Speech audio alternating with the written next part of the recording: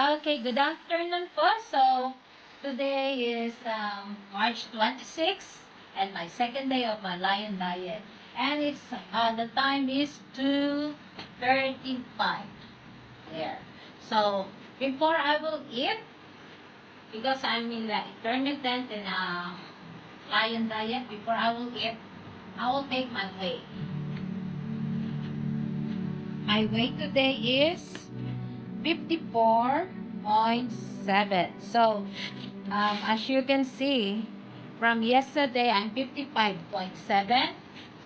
I'm 55.7 and I already lost 1 kilo.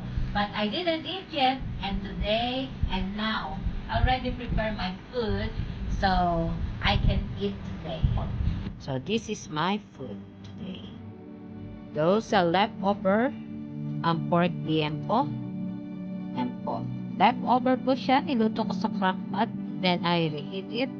Ayan na po nangyari. Hiwa-hiwalay na. And also, 2, 4, 6, 7 eggs. And 4 mangoes with the whole onion and the garlic sauce.